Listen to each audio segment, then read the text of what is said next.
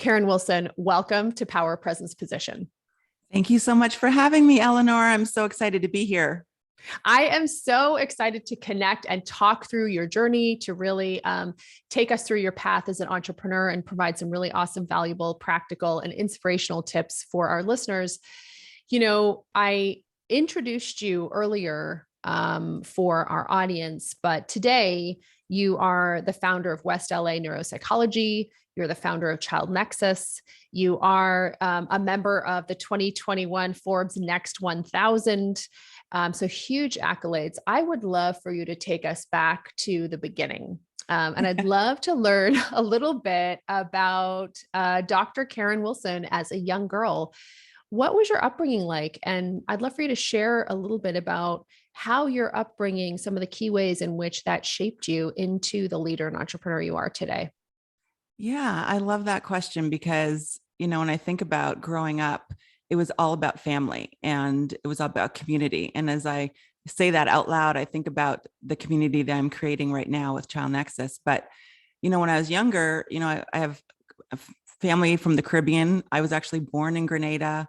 My parents immigrated from Grenada to Canada. And there was a huge Caribbean community in the place where I grew up. I grew up in Brampton, Ontario, just outside of Toronto. And there was always people around. There were always people around for, coming and going. And there was a huge community of support. I had uncles and aunts and people who I called uncles and aunts who were really just friends of the family. And you just always felt supported and felt like you'd always have what you needed. And so that was my upbringing, having family that was beyond my family of origin, my parents and my siblings, but cousins, aunts, uncles, and other people who really were invested in me doing well and in all of us doing well. And given what you have come to discover as a psychologist, particularly specializing in children and youth, what is it about that experience? And we know that, of course, not everybody has that experience, but if you're lucky enough to have an experience like that, what is it about that type of upbringing where you really are surrounded by this web of family? What is it about that can really set the course for effective leadership later on? Right. I think it's the connection. A connection to other people helps you to feel connected to something bigger than you and beyond you. But then also feeling that you are supported in whatever it is that you want to do, that you will have people cheering you on and encouraging you. I literally had my father, I was in college, graduate school, asking me to send him my report card because he wanted to share it with some of his friends. Oh my gosh. That is the best. That is the best. Like, Dad, I don't have a report card. I have a transcript, but I don't think that that's going to be important. But still, he still talks about how he shared this information with his friends, but there's just a pride there. And again, that encouragement to always, do your best, to work hard, but to always know that if you stumble, there will be people who have your back and who will support you. Now, how did you get into that specialization of psychology and young people? Like, how did you arrive on that course of study? Because ultimately that's been, this major thread through your work, but how did you arrive on that? Was there a moment? What led you down that path? Yeah, I've thought about this a lot, and it wasn't just one moment, it was multiple moments. And some of those moments I didn't even recognize as being connected to where I am right now. When I was 9 years old, my mom asked me, what do you want to be when you grow up? And I said, a pediatrician. And that kind of planted the seed that that's where I wanted to be, in the medical realm, working with kids. And then when I was in high school, I did volunteer work at a hospital, and I worked in a pediatric oncology wing. So I worked with kids who had cancer, and we would sit with the kids while their parents went to get a bite to eat and do other things. We would, bring board games and things like that. And so I had that experience working with kids who, were struggling in whatever that area was. And then when I got to graduate school and was studying psychology, I realized, well, actually in undergrad, back up, I realized that I didn't like the sight of blood.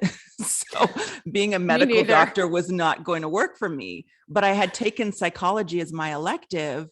And then I discovered this area of psychology called neuropsychology, where I could study the brain and study behavior and kind of have my foot in both areas. And I just loved it. And I was just all in once I found this area. And I was doing a lot of work and research with adults. And it wasn't until I did an internship and I had to get, experience in different areas, working with adults, working with transplant patients, working with kids, that I started seeing kids. And I realized that this is really where I wanted to do the work, because I felt like I could have the biggest impact where these kids were young. You could identify why they were struggling, get them the intervention they needed so that it could really change the trajectory of their lives. And I never looked back. So then tell us how you decided to start your first business, which is West LA Neuropsychology. Tell us a little bit about that clinic, but also those sort of early days of entrepreneurship and how you decided to take that path versus, say, taking a teaching route or potentially working in somebody else's practice. I'd love to kind of learn more about that. Well, it's funny that you say that, because all of the things you just said, I did. I think you still are on the teaching route, maybe too. Yeah, so I was teaching. I mean, I took a faculty position at a university. It was a tenured position, and I was there for 15 years. And at the same time, I had joined another clinician's practice, and I was with her for 7 years. And when I was with her, I wanted to I loved the experience working with her. I loved the mentorship that she provided. She's a great colleague. She's now a great friend, but I wanted to have more agency over the cases that I saw, the families that I worked with, when I saw the families, how I work with them. And so I decided to go out on my own after working with a group practice for 7 years. And it was just me, right? It was just me. I was the practice for probably 10 years. For 10 years, it was just me. And then I also worked at the university at the same time.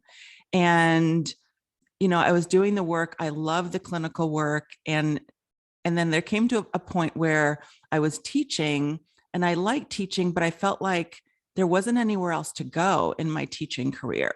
I had tenure. I had been department chair. I'd been coordinator of their graduate program. I'd actually started a graduate program. And I realized that it was easy for me to do, but I wasn't finding the joy in it that I was finding with my private practice. And so I wanted to spend more time doing that. And so I talked to my husband about it, and we said, we'll make it work. He said, we'll make it work. If this is what you want to do, let's do it.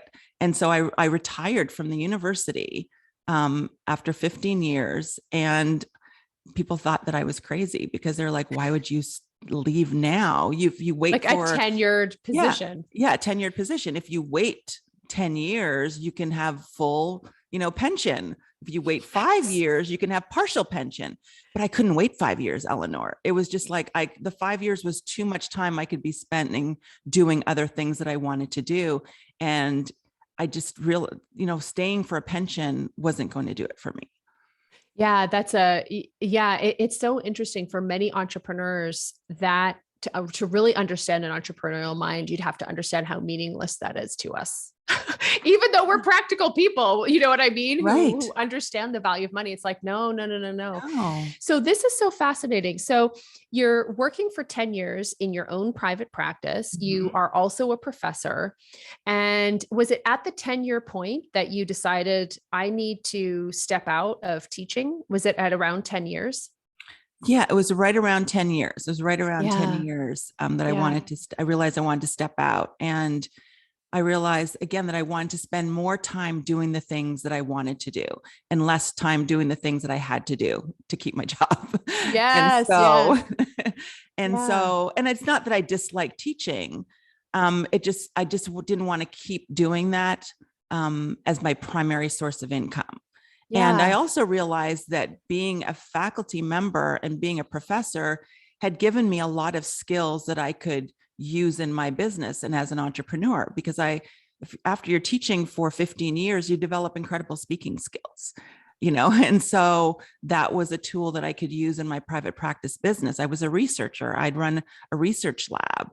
I'd been, the head of a program. So I had those leadership skills. So I felt like it had prepared me to really expand my entrepreneur role. But it was time to leave. And what's interesting is the timing of it, because, I left in December 2019, right? The end of December 2019, thinking that 2020 is going to be my year as an entrepreneur. Oh my gosh, I and know. 3 months in, well, we know what happened. The pandemic hit. Yes, yes. So it's so interesting too, this idea, so 7 years in a group practice, 10 years in your own practice. So what I'm really seeing is that for you, your evolution as an entrepreneur has been one that has been gradual. I mean, I think sometimes when we think about entrepreneurship, we're so influenced by startup culture, which is fast, which is trying to scale quickly before the money runs out. Like there's a number of different sort of dynamics that inform a lot of how we talk about entrepreneurship today. But the reality is there are millions of female founders who look very different, whose experience has been very different, and who, to your point, are bringing these incredible skill sets from very successful careers in other fields and applying them to the field of entrepreneurship. Absolutely. And what's interesting is that when I went and I met with my dean at the university to tell him I was leaving, he kind of sighed. And then he said, "That's very brave." That's what he said to me. He said, "That's very brave." And I think, when you're an entrepreneur, you're used to kind of working through adversity and kind of pivoting and being flexible. And I realized that I was going to be able to do that and to use those skills. But I think also recognizing that it was a brave move in order to do that. And I think that's one of the episodes on your podcast that actually had me thinking about that move, that baller move. That's what it was. I was thinking, nice, baller moves. Baller move to kind of walk away from that and to really expand my role as an entrepreneur. And when you talk about the evolution of an entrepreneur, I was an entrepreneur while I was a faculty member, and I didn't even conceptualize myself as an entrepreneur, even though I had my own business, because I wasn't in it fully and full time, but I was the whole time. Yes. Yes.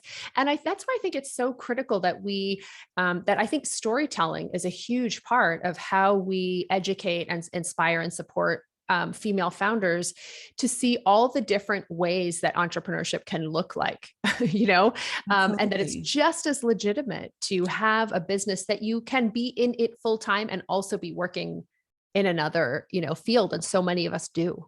Right. And I think part of it too was because it was what I had trained to do. And so it just felt like an extension of my training, and it didn't feel like being an entrepreneur. And I think also because I was the only one. And so, entrepreneurs run big businesses and they have employees, but I was the asset in my business and I was running the business and people were paying me for services. So by all intents and purposes, I was an entrepreneur. But I think, in terms of the continued evolution, it was kind of talking with you and talking with Kate from the incubator.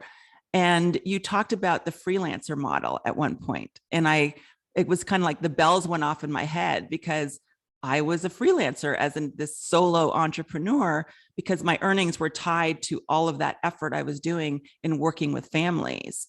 And what you did was you helped me realize that why I was so tired all the time and why I was probably heading toward burnout. And it was also keeping me from doing higher level things and kind of expanding my other business. So one of the things that you and Kate helped me realize is that I needed to kind of change the ecosystem of my private practice so that I could scale beyond what I could deliver on my own. And what wasn't working for me was taking on more clients because that fit with kind of my mission to want to help more families. But I could do it without me being the one delivering those services. And you helped me to figure that out. Well, and by Kate, you're talking, of course, about Kate Dowling, who is an executive coach inside Safi Media and the incubator.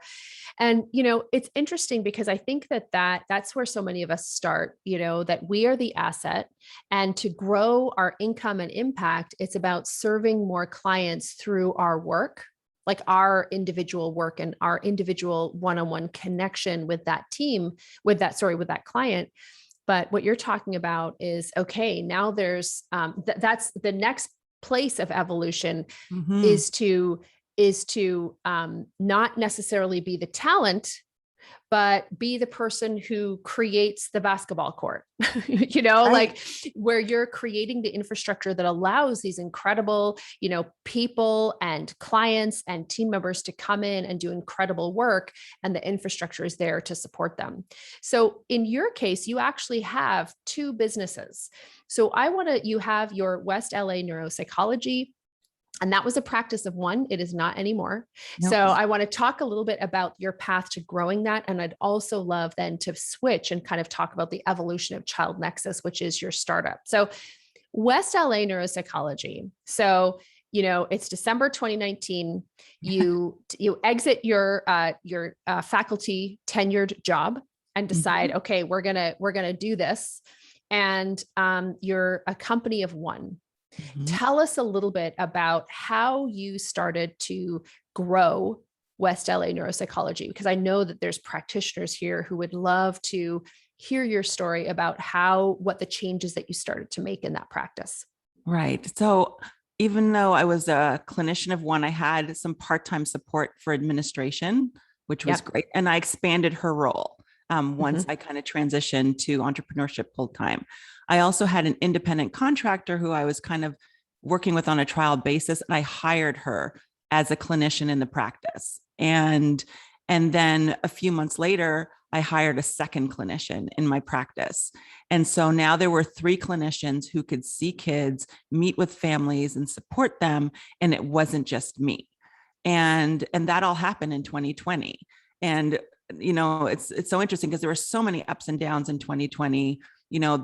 My practice was actually closed for 3 months during the beginning of the pandemic because we couldn't see people. Everything was shut down. The CDC hadn't decided, how we were supposed to do in-person work.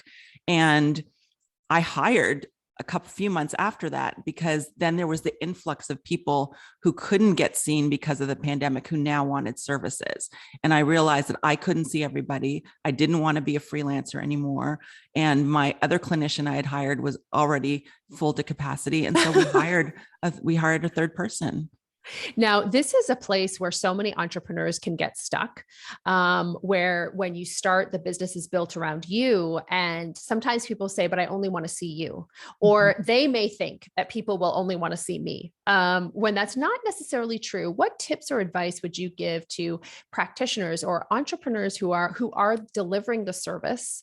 They're getting busier. Now they have new team members and who people may not know as well.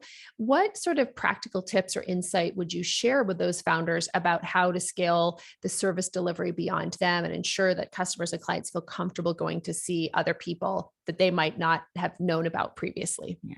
Well, that was actually one of the difficulties early on, because I had worked so hard on increasing my own visibility. I was well known kind of in the Los Angeles area.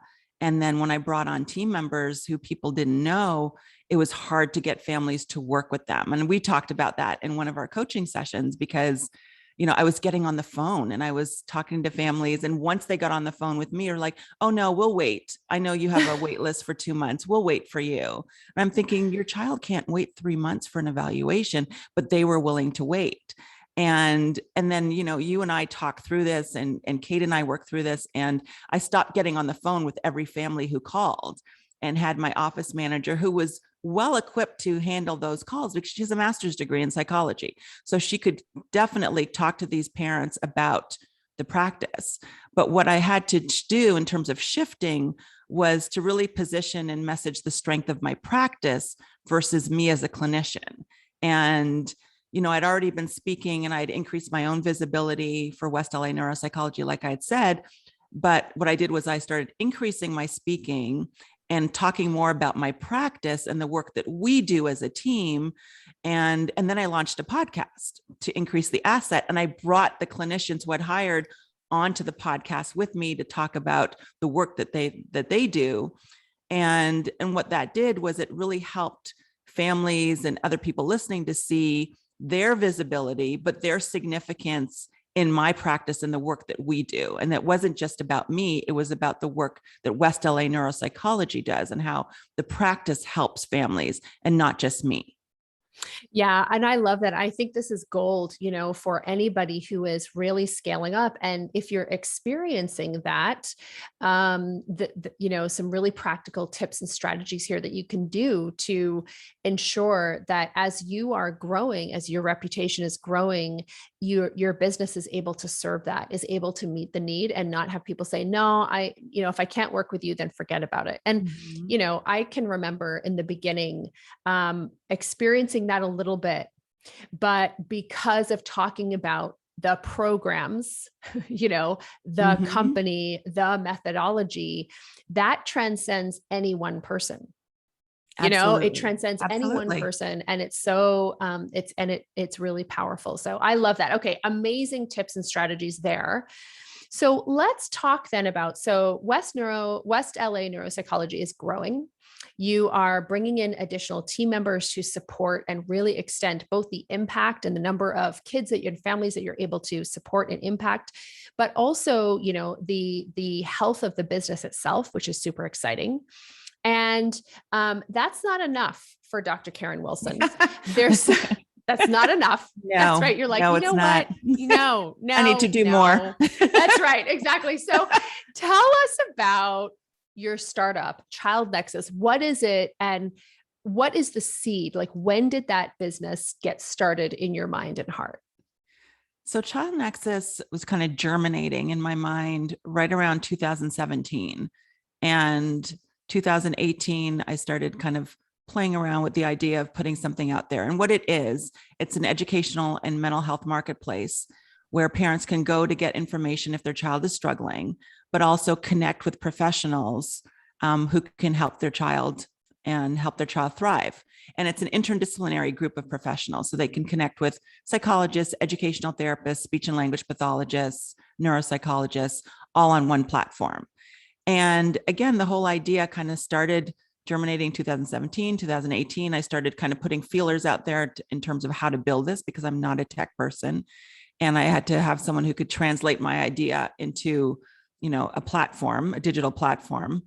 And then in 2019, early 2019, we built the MVP. We put it out there so people could kind of see what it looked like. I had some beta testers who tested it out, and a lot of it was just giving people information initially. There were a lot of blogs about ADHD and dyslexia, and we took kind of all the research and kind of repurposed it into a form that parents could understand. And then what we did was, we got some feedback from parents and from other professionals who said that they liked it. And so when I knew that I was leaving my faculty position in 2019, I thought, well, this is a great opportunity to really expand my reach in terms of the work that I do in this space, because obviously I am one of the clinicians that works with families one-on-one, but there are so many others who help kids. And there's so many families who don't know where to get the support that they need and how different professionals can help them. And so in 2019, I wanted to expand not only West LA Neuropsychology, but really expand ChildNEXUS. And what was really interesting was during those 3 months when my practice was shut down, it gave me the opportunity to really expand ChildNEXUS because parents were at home, their kids were struggling, they didn't know what they were seeing, and they needed information. And so it was the perfect opportunity. And it's so funny because that's when we met. It was through marketing through adversity. Yes. It was marketing through adversity. And it really propelled ChildNEXUS because we went from literally 700 visitors on the platform over 2019 to over 15,000 in the last 3 months. Wow. Right. Wow. And so it really blew up in terms of our reach. And we started doing things like you talked about in marketing through adversity. What can we do to kind of reach families, let them know that we exist and provide that support and get that brand recognition? So we started doing webinars. We started doing town halls. We started, and that's where the idea for the podcast germinated. We launched in November 2020. And so I really found a way to kind of put this platform out there, this startup out there, so we can get some data. And now we're in the position where we want to market it and really bring it to market. So we have this small pilot of professionals in the Los Angeles area. We have about 70 members. And, we've got really small churn rate. We've got 3% have left after a year, and we're ready to raise. Guys, that's huge. Like usually it's much higher than that, much higher than that. Yeah. And we're getting ready to raise our first round of equity capital to fund the build out of the marketplace and the infrastructure to drive the sales funnel. And we're really excited to be launching that in January. So exciting. And so guys, Marketing Through Adversity, by the way, is a program that is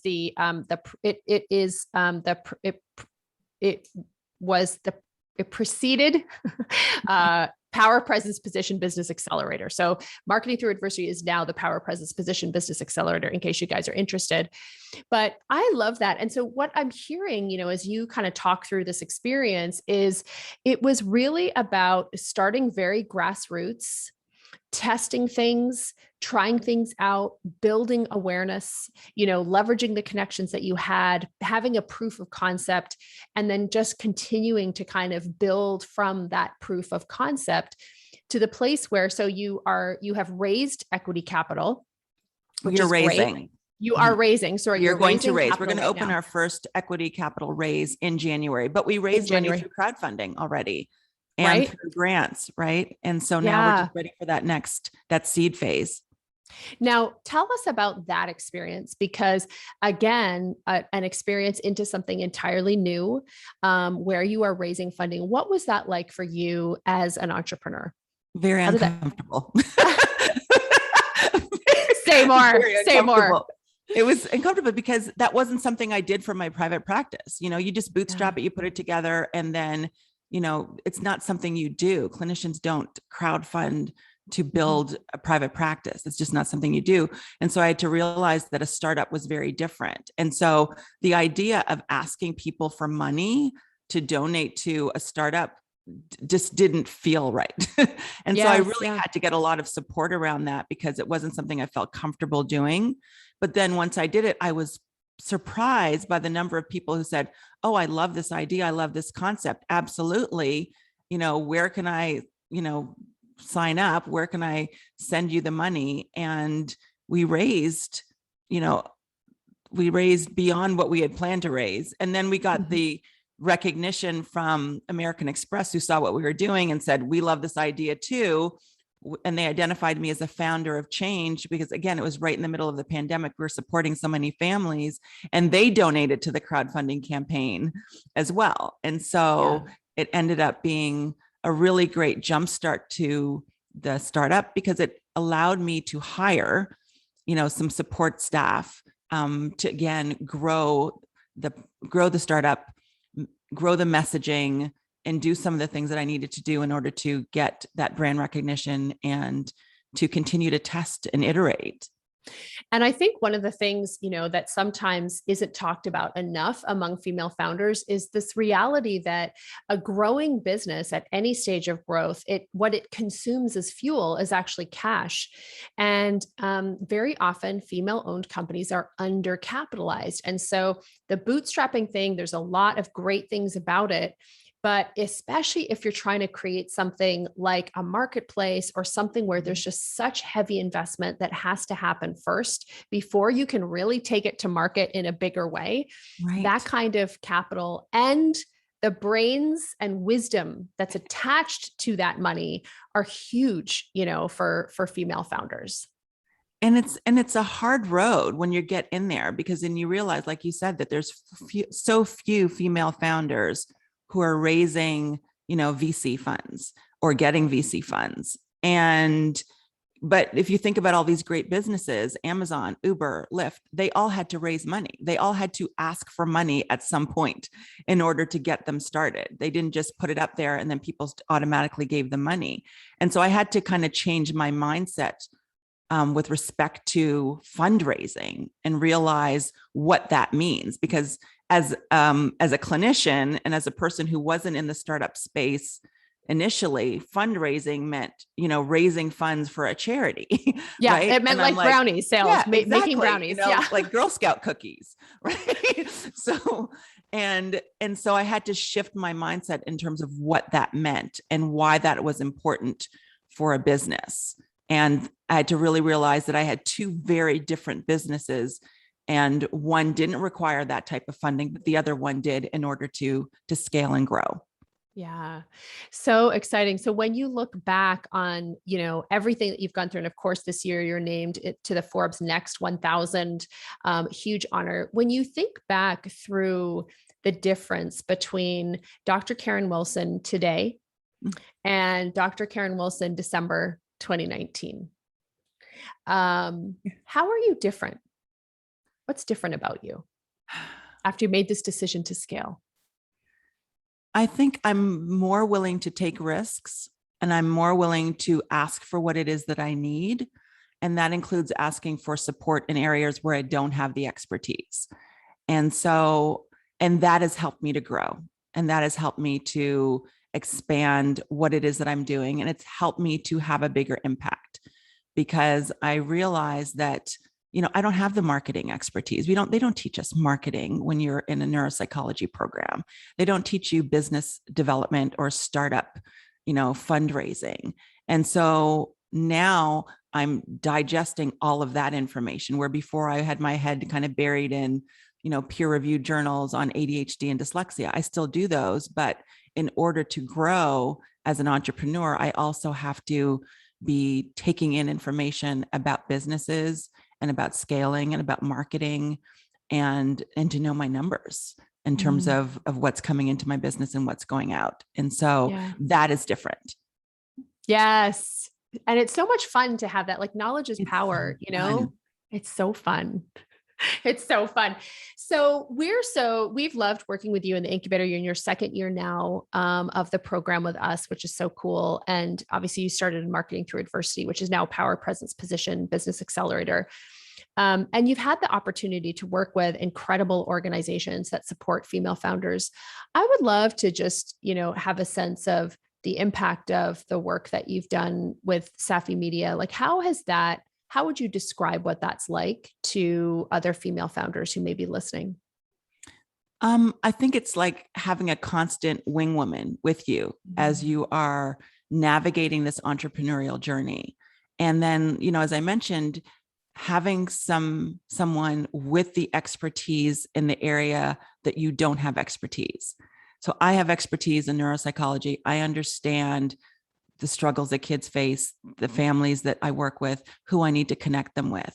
But in order to really grow that impact and to scale my business, I really needed the support of people who know how to do that and know how to do that even when things are hard. So again, I started with marketing through adversity. In the middle of a pandemic, beginning of a pandemic, how do I continue to grow this idea? How do I not just, turn the lights off and wait for this phase to pass, which we're still in? I know, exactly. So I really feel like I got the support with marketing. I got the support with business development. I received the support in terms of how to scale, and also in just thinking in a different way about my business. Again, I thought about myself as the business, but then I realized that I'm kind of leading the ship of my business, and that growing it meant bringing more people in. My identity tied to the business changed, where it's what we do as a business, not what I do. And I think, and I know that working with your team helped me to see that. Yeah. Awesome. So let's talk. I'd love to kind of wrap up by sharing. I'd love for you to share, for a woman entrepreneur who's listening and has been on that threshold so many times of you've got a comfortable situation happening, right? You're at a place in your business where you feel comfortable, but there's potentially more impact, more income, moving even closer to your vision. What insight might you share? What would you love for her to know? I think one of the things that I learned was that your comfort zone means that you're kind of operating in your zone of excellence. Like, this is something you could do with your eyes closed and you do it well, and you could probably do it better than most people. But, there are things that you can do to really propel who you are and what you are, and really have a bigger impact and leave a legacy, for what it is that you're doing. And I think in order to kind of transition from your comfort zone and things that you do well to your zone of genius, you really have to step out of your comfort zone and to do things that take bravery and really think about yourself, help you to think about yourself in a different way. So I would say that you have to take bold steps. You have to be fearless. You have to be willing to fail. And only when you do those things will you really get to that place where you can excel and be all that you can be in your space as an entrepreneur. Beautiful. And really discover who you are. Absolutely. You know, what you're capable of. And in that space, there's freedom. So much freedom. So much freedom. Yeah. So much freedom. Real freedom. Absolutely. You know, yeah. So where can people go to learn more about you, about ChildNEXUS, about the work that we do, that you do? Where can we send them, Karen? For ChildNEXUS, they can go to childnexus.com and get all the information about that marketplace. And to reach me directly, they can go to westlaneuro.com. Love it. westlaneuro.com and childnexus.com. Dr. Karen Wilson, thank you so much for being here. Thank you so much for having me. And thank you for all that you do. All right.